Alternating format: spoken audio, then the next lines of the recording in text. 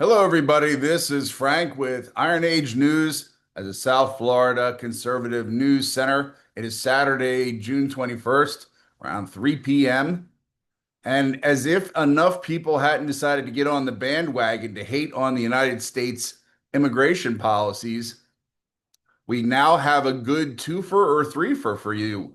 Those of you who are conspiracy theorists, those of you who are worried about the evil white, black, and red Pope, things of that nature. So let's see what we can do for you here. Okay.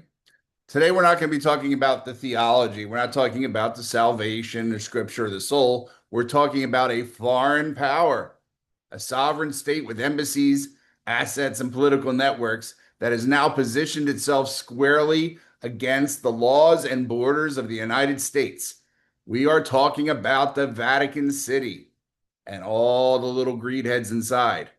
And the question we need to ask is this: why, if you don't know this story already, why is the Roman Catholic Church under Pope Leo the 14th quietly encouraging its bishops and priests to interfere with U.S. immigration enforcement? And why hasn't anybody stopped them? Well, because, with that, I don't even want to get into Pam Bondi, but that's how we're going to leave that part. So let's break it down. Weeks ago, and it is continuing to get increasingly intense, we'll say. Bishop Michael Pham of San Diego, handpicked by the new pope, openly called for priests and deacons to escort illegal immigrants into federal courtrooms, not as chaplains or not as witnesses, but as moral shields. To that effect, give me a second because I got to try to pull this thing up here. To that effect, it's not going to come up. He has become the poster boy for various Socialist and Communist Party USA pages showing a priest in robes walking a couple of migrants into the courthouse and noting that the federal agents refuse to grapple with or arrest anybody. So it's a success, right? So the question is why? And the answer to the question, why wouldn't they do this? Because the optics of arresting somebody dressed as a priest is just going to be too much for most law enforcement to stomach. We got a big Catholic, theoretically Catholic, population down in that part of Los Angeles and San Diego and into Mexico, obviously. But this is not about faith. It's about weaponizing religious imagery to stall federal power. And here's the kicker is the Vatican hasn't said a word to stop it. Not one public rebuke, not one call for neutrality, nothing. Silence in this case is approval. Okay, those of you who understand the Roman Catholic system, they know that the Pope is the shot caller. If you go off the reservation, you are disciplined heavily. And considering an organization that is still trying to mend its image of child sex predation, and I think there was embezzlement in there somewhere. And oh, did I mention child sex predation? You would think they'd want to not get mixed up with getting federal law enforcement on the wrong side of them, but you would think wrong. And you would also say to yourself, well, where's the moral high ground in this? Because they surely don't have it. But then we'll talk about what it could possibly be. One of the major factors in it is following this money trail real quick. Before DOGE, the Department of Government Efficiency, shut down massive USAID slush funds, Catholic Relief Services was pulling in over $500 million a year. That's a lot of ice cream socials at bedtime. Okay. That's American taxpayer money funding Vatican linked NGOs overseas and feeding a political machine cloaked in clerical garb. The current Pope was picked kind of pretty much by the last Pope, him and his friends, and they were all socialists. He was supposed to be the least annoying of the socialists, but obviously, God, imagine what the worst annoying of the socialists would be if this guy has priests going out and walking criminals because you are a criminal, buddy. And we'll talk about that in a second. If you want to play the game with religious verses, we can play the game with religious verses. Okay. So now that that money's drying up, what are they going to do? Well, if the money's not going to come in illegally, they're going to have to make it the old fashioned way, which is by begging. So they've gone to war. Okay. Their weapon is the clergy, cassocks, crucifixes, and they are like pawns on the imagination chessboard. Imagine the amount of safe havens that our protester friends now will have access to across the country if and when the United States government gets the balls to start tracking down and arresting these terrorists. Every Catholic church, every convent, every monastery, every building owned by the Vatican or by actually, I think it's now Roman Catholic Church of the United States Incorporated, they had to change it because of child sex predation. So whatever the name is of the United States one, that's a problem, right? They are all now becoming safe havens for all these guys. The old way of doing it when you come into town to mess shit up, which is coming a day or two earlier on the train or the bus, find soup kitchens and things like that, and stay in an overnight shelter, and then come out ready in the morning to launch your attack. This will be even easier. The amount of Roman Catholic churches still operational in the United States is staggering. What's even worse, if you would be able to look it up, I couldn't get it this time, but I knew it from personal experience years ago, is the amount of vacant property that the Roman Catholic Church owns in the United States. That's where you keep everybody, right? So it's time to stop pretending. The Roman Catholic Church in the United States is no longer acting like a neutral religious institution. It is a political actor. It is receiving money. It is making moves and subverting immigration law on behalf of a foreign power or powers.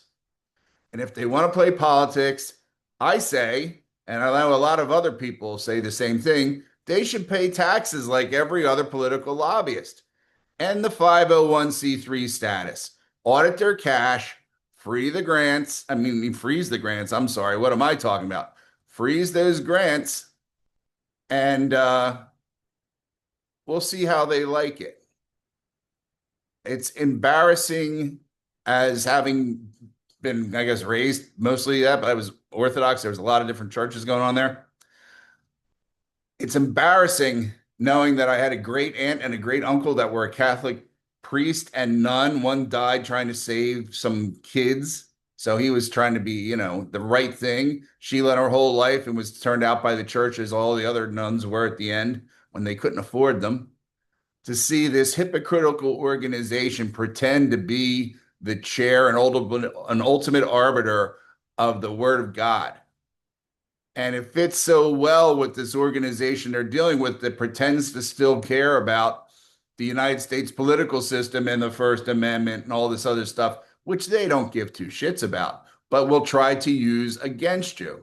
So, ultimately, when they're going to tell you this is why people look in the book of Revelations and things like that, because there is a section in there, and this is for your conspiracy people, where they talk about not particularly the Pope, they never can say his name, but a spiritual authority who will wage war against the believers and et cetera, et cetera, et cetera. Not going to get religious about it here because this is not the place for it. So the idea that they have the moral high ground when honestly, if you go to our regular page, we discuss what is theft. Thou shalt not steal. What is theft, right? I'll do it here. Give me a second. I'll pull it up. People always involved in religion are always going to tell you, they're going to give you the line and never give you any real background. I will give credit where credit is due to some of these churches around here, like the Calvary Chapel, only for some things. Everybody has their problems. But let's take this one, very simple. It's a commandment for those of you who aren't familiar with it. It's called thou shalt not steal. It's in Exodus 20:15 in the King James Version. We'll use that one. In the context of illegal immigration and employment is how we're going to do this. Involves expanding. We're going to expand the moral principle behind literal theft of property and into the broader realm of unjustly taking what does not belong to you. And that includes opportunities, privileges, and rights reserved for lawful participants in a society. I hope you like how this is going. So, stealing from thou shalt not steal includes unjust gain, not just objects. So, the biblical concept of stealing is not limited to burglary or robbery. In both the Old and New Testament contexts, it includes withholding rightful wages, taking advantage of systems dishonestly, gaining by fraud or deception, encroaching upon another's inheritance or land. That's why they used to tell you if you understood the Bible, you can do most anything, because stuff like this, right? Illegal entry and work can be viewed as a form of unjust gain. Entering under false pretenses or lying to get in, or in defiance of a law to take something, which could be employment, welfare, schooling, housing, that was not lawfully earned. Okay? So if you're going to look at biblical order, it actually includes borders and authority. Romans 13, 1 and 2, right? Let every soul be subject unto the higher powers. I feel like Charlie Kirk doing that shit. For there is no power but of God. Whosoever therefore resisteth the power, resisteth the ordinance of God. By disregarding national boundaries and immigration laws, an illegal entrant violates the principle of submission to lawful authority, making residence, work, benefits, etc., that are not lawfully granted. This aligns with the broader ethical violation of stealing jurisdiction, residency, or access that is legally and morally reserved for others. These are all things that every priest who is walking an illegal immigrant into a courthouse, hoping that today's not the day they decide to dogpile his possibly child predation ass, should have already been thinking about. That's why I'm bringing this up this way. It's not so much for you. Hey, I'm glad you get some information out of it. Every one of these priests doesn't know this because the Catholic Church has put out such a weak, or the Episcopals as well, such a weakly educated group of sissy boys these days. It's disgusting. They could not argue the Bible in a positive way to a room full of old ladies 2 days from death. They'd have a hard time selling immortality to those people because they just don't understand it's cosplay to them. Okay. So, like I said, this is another point, and we'll end it up with, well, I'll skip that part. It'll be easier for you to do. Okay. And this is all involves what we call moral theft, which is taking from the poor and the lawful.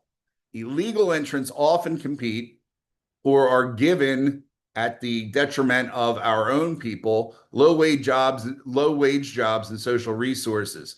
That's the working poor, single parents, or young legal immigrants trying to establish themselves.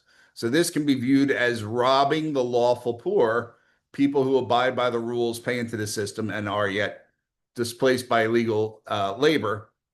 And for those playing at home, Proverbs 22:22, do not rob the poor because he is poor, or crush the afflicted at the gate. So I hope you've had a little enjoyment out of our Bible study, and hopefully you are appalled by the nonsense this church is getting up to.